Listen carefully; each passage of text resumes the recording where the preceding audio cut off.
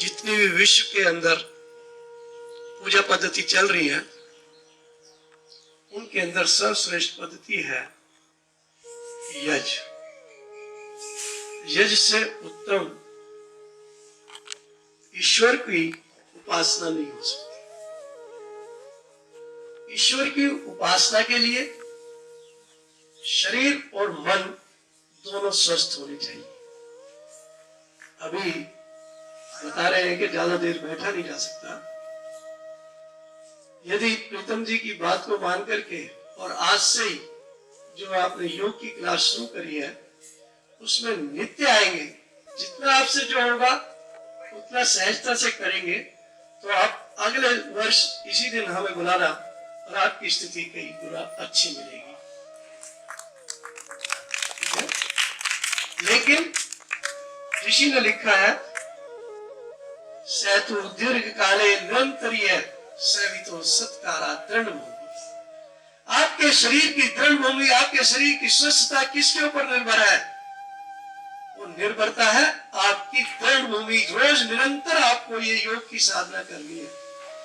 मेरे बिल्कुल सामने बैठे हुए प्रोफेसर साहब पीएचडी है, डॉक्टर लगाते हैं आगे, डॉक्टर है ही, लगाते क्या है। लेकिन हमारी गुरुकुल पद्धति जो थी उसके अंदर क्या था कि जिसको आंख, नाक, कान, हाथ, पैर, जो 10 इंद्रियां हैं, जिसमें 5 ज्ञानेंद्रियां और 5 कर्मेंद्रियां हैं, उनका जब बच्चे को ज्ञान करा दिया जाता था तब उसको कहते थे मैट्रिक पास, जिसको आज मैकाले की सभ्यता में बोला जा रहा है 10वीं पास। 10 इंद्रियों का ज्ञान होने के बाद ही वो 10वीं पास कहलाता था।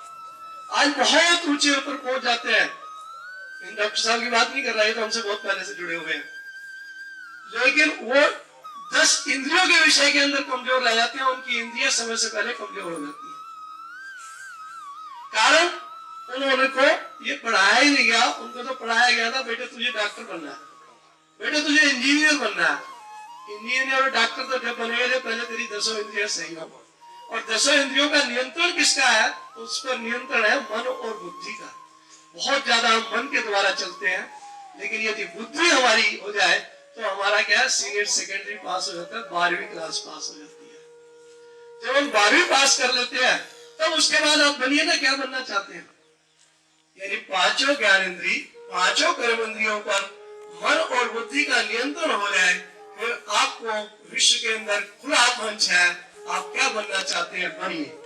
लेकिन दुर्भाग्य आप मैकाले की पद्धति के अंदर इंद्रियों को पढ़ाना छोड़ दिया, मन बुद्धि को पढ़ाना छोड़ दिया, और किसको पढ़ाया?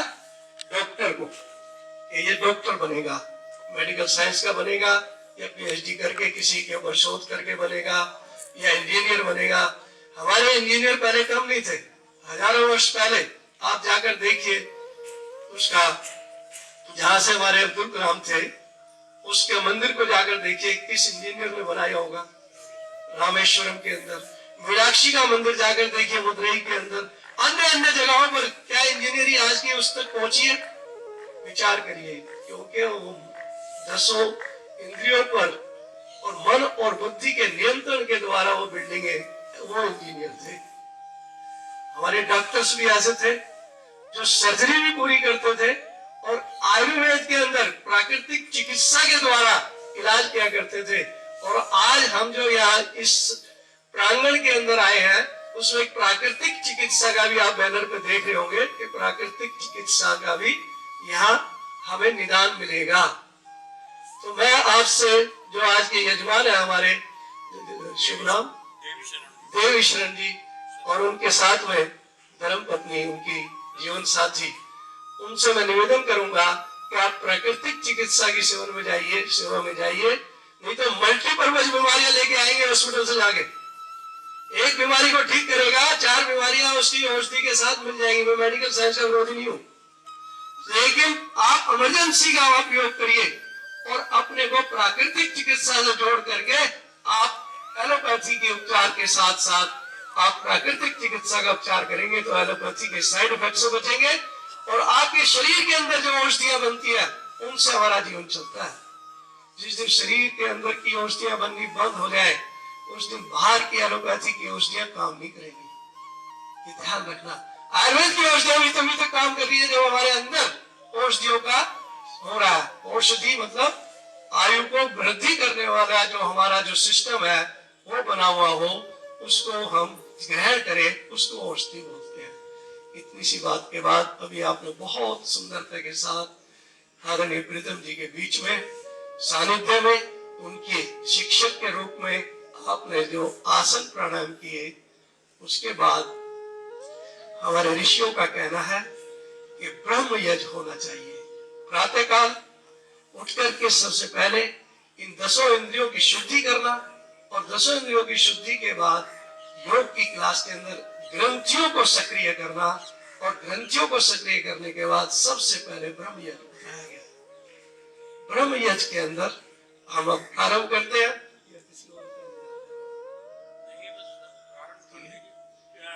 आपके सामने वो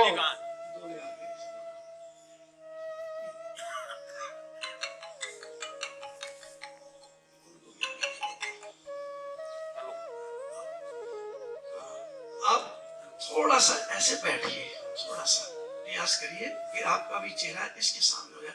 जैसी स्थिति बने वैसे बैठिए, कोई बुराई नहीं, परेशान होकर नहीं बैठना।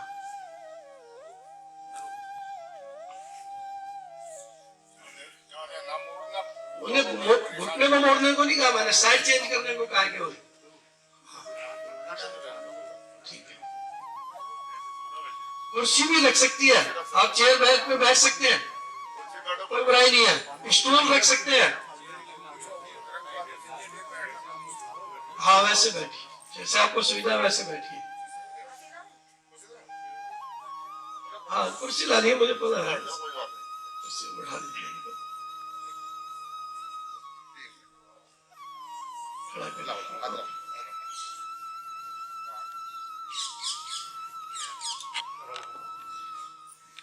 आज मेरे लिए बड़ा सौभाग्य का दिन है। रमाकांत जी किस प्रकार से पिता के लिए सेवा कर रहे हैं, ऐसा ही हमारा वैदिक संस्कृति है, ऐसे ही हमारे ऋषियों की शिक्षा है कि अपने पितरों की सेवा करें। पितरों की सेवा, पितृ शब्द अपने से बड़ों को कहा गया है, उसमें आगे कभी चर्चा कर लेंगे। जो भ्रांतियां फैली हुई है, आज भ्रांति की चर्चा नहीं करेंगे। आपके सामने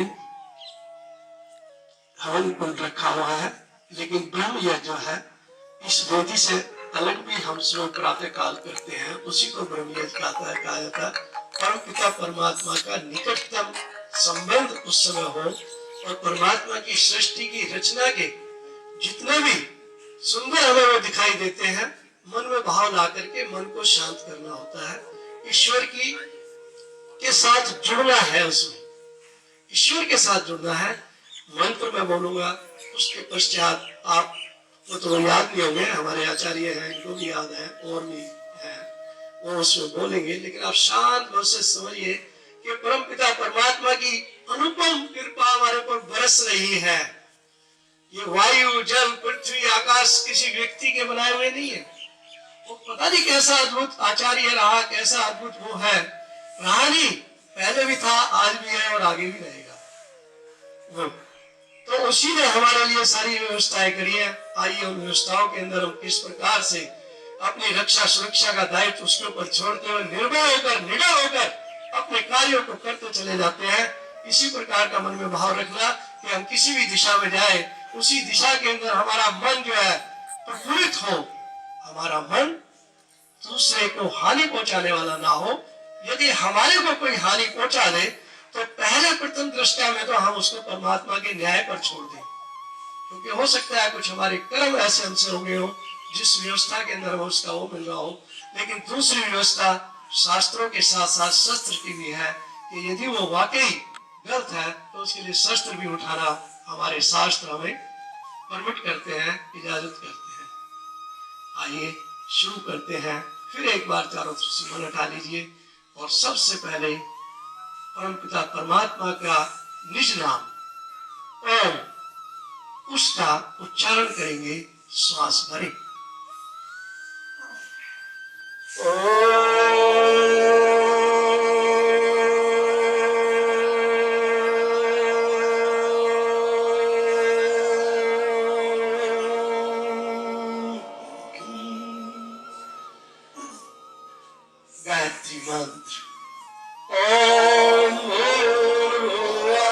स्वाहा तत्सवितुर्वरेण्यं भर्गो देवस्य धीमहि धियो यो नः प्रचोदयात्। हे प्राण, पवित्रता और आनंद को देने वाले प्रभु, आप सर्वज्ञ और सकल जगत के उत्पादक हैं। हम आपके उस उत्तम पाप विनाशक व ज्ञान स्वरूप तेज का ध्यान करते हैं जो हमारी बुद्धियों में प्रकाशित रहता है। आप सदैव हमारी बुद्धियों में प्रकाशित रहें और हमें सत्कर्मों की ओर प्रेरित करते रहें।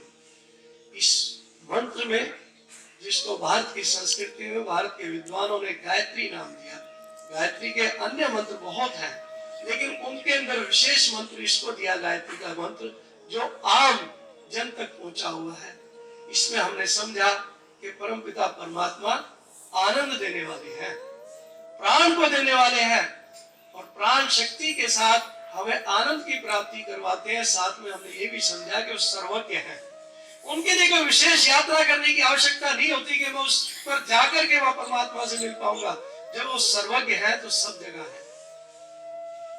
हमने कहा कि परमपिता परमात्मा, आप हमारे उस उत्तम पाप विनाशक ज्ञान को हमारे अंदर डाल दीजिए जो हम पापों से बच जाएं। एक बात मैं यह बता दूं, हमारे कर्मों का फल हमें अवश्य मिलता है, लेकिन पापों से बचना, पापों का विनाश करना, पापों से पाप जो आगे पाप करने जाने वाले हैं हम उनका विनाश कर देना। जो पीछे हमारे से गलतियां हुई हैं उनका तो हमें फल मिलेगा ही मिलेगा। हाँ, शक्ति परमात्मा दे देगा, वो जो अंदर प्रकाशित होगा वो शक्ति हमें उन दुखों को थोड़ा सा सहज कर देगी, सरल कर देगी। ये तो है, लेकिन फल तो हमें भोगना ही पड़ेगा। परमात्मा से ये भी हमने निवेदन कर लिया कि हमें क्या चाहिए। हमें चाहिए सद्बुद्धि, और कर्म कौन सा चाहिए? सत्कर्म। तो सत्कर्म के लिए क्या है सत्कर्म? अगला मंत्र ये हमें बताता है, जिसकी ओर उद्देशित करता है ये हमें, कि हमने परमात्मा से सब कुछ मान लिया, उसको समझ लिया, जान लिया कि परमात्मा सब जगह है। परमात्मा हमारी उत्तम बुद्धि को देने वाला है, वो ही हमें दे सकता है। परमात्मा सत्कर्मों की ओर प्रेरित कर सकता है। अगला मंत्र जो बोला जा रहा है वो सत्कर्म क्या है? हमारा सत्कर्म है इन दुखों से छुटकारा पाना, और जीवना, जन्म लेना और मृत्यु होना भी एक दुख है। बताइए, जन्म ना हो तो दुख होगा क्या? है? मृत्यु पे भी दुख होता है ना, सारे परिवार वाले दुख मनाते हैं। तो इस दुख से दूर होने के लिए अगला मंत्र है, ओम शन्नो देवी रविष्टये आपो भवन्तु पीतये संयोरविष्ट्रवन्तु नः। हे परमपिता परमात्मा, तू अपनी सृष्टि के अंदर हमें सारे जितने ऐश्वर्य दे रहा है, उनके साथ साथ उनका उपयोग करना हम जानते हुए, उनका प्रयोग हम करते हुए सभी संसाधनों का, लेकिन मोक्ष के मार्ग की ओर हमें ले जाने के लिए मार्ग बता।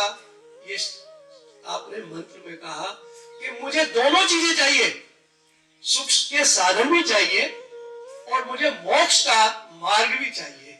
ये उससे हमने निवेदन करी है। आजकल क्या है, हम केवल और केवल भौतिकता में भटक जाते हैं। सुख साधन मिल गए, कार मिल गई, गाड़ी मिल गई, बंगला मिल गया, सब कुछ मिल गया, लेकिन असली जो जीवन था मनुष्य का, मनुष्य को क्या चाहिए था मोक्ष की ओर प्राप्त करने के लिए, उस मार्ग को हम नहीं ले पाते। तो यहाँ मंत्र ये दिया। अब आपके सामने आचमनी रखी हुई है, जल लेंगे आप, और उसका अगर आपने हाथ हैंड वॉश नहीं करे हुए हैं तो हैंड वॉश कर ले पहले उसको हाथ से, और पात्र में डालेंगे, धोने जो रखे झूठा पात्र, इसको इसके अंदर डालेंगे अपने जल को, और फिर आचमन लेंगे 3 बार। लीजिए, करिए आपकी, आप उनकी हेल्प कर दीजिए। बेटे आप आगे आ जाओ बीच में, अंकल जी की हेल्प करते रहना, और अब आप भी करते रहना। हाँ लीजिए, आप भी लीजिए, 3 बार लीजिए।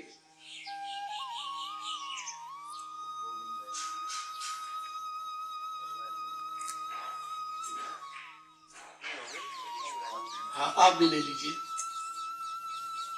और हाथ धो करके उस धुले हुए जल को इसके अंदर डालना, दोनों जो आपको दिया गया है। इधर उधर नहीं डालेंगे, अपने आसन के आसपास ही नहीं डालेंगे। ऋषियों ने स्वच्छता के लिए सबसे पहला वो दिया है कि हमें स्वच्छ होना है। जो आज ये कोरोना की वजह से हमें सबको समझाया जा रहा है और ऋषियों की पद्धति थी कि हमें स्वच्छ रहना है।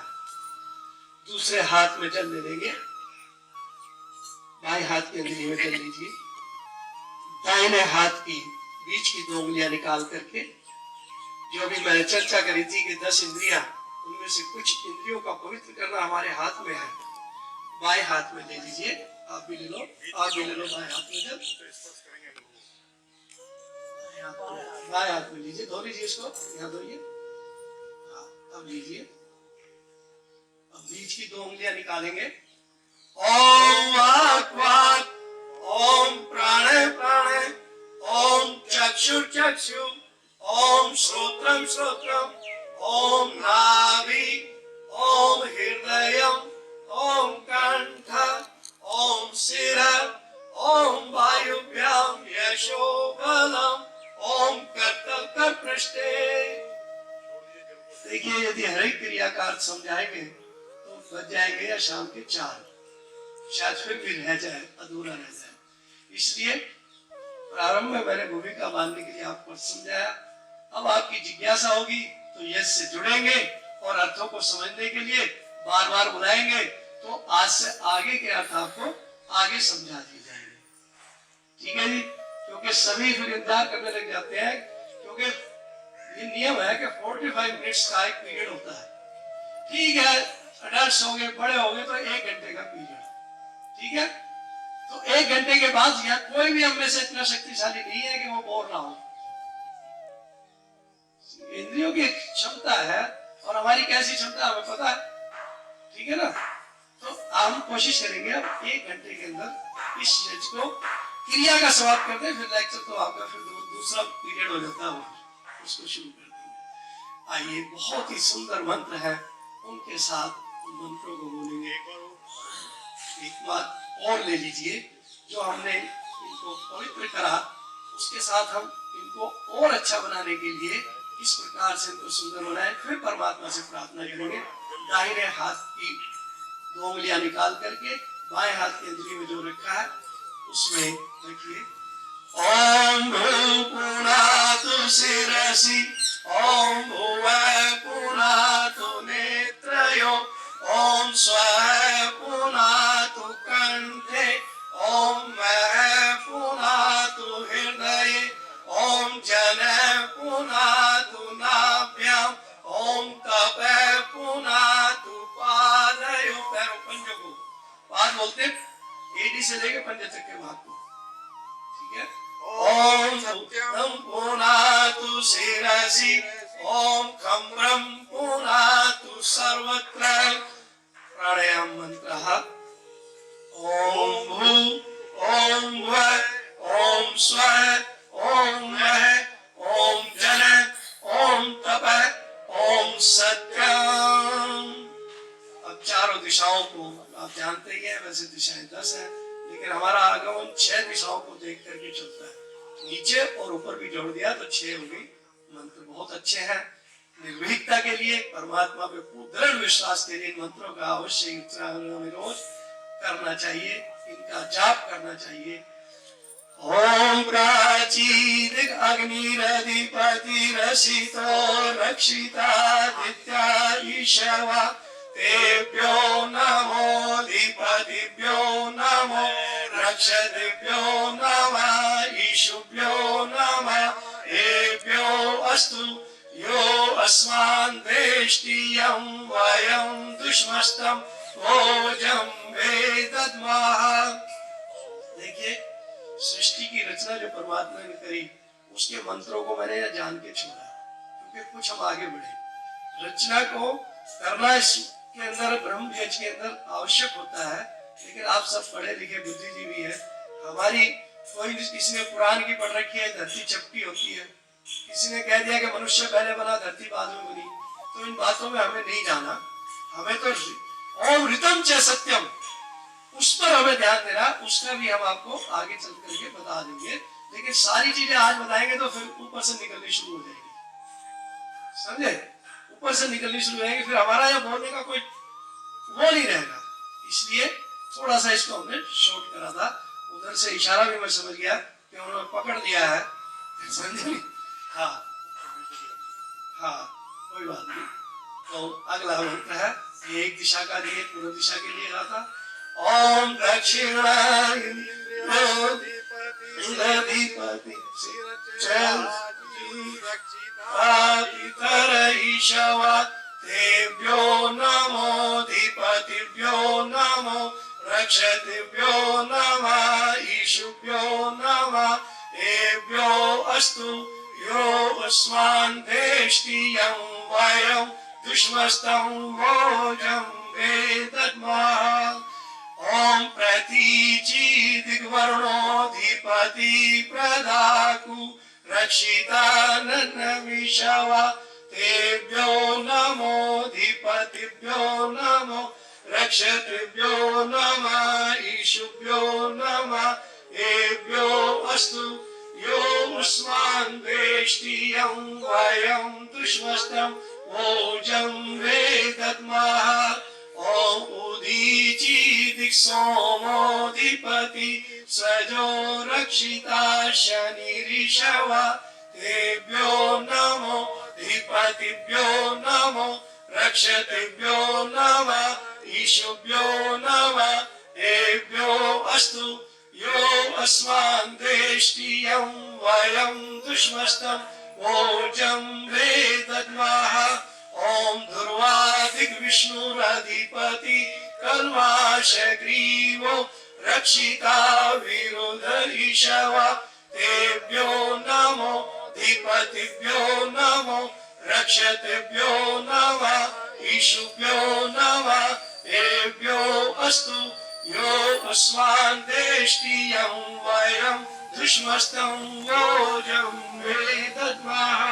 ओम ऊर्ध्वाधिक बृहस्पतिरधिपति शिवमित्रो रक्षिता वर्षमिषवा तेभ्यो नमो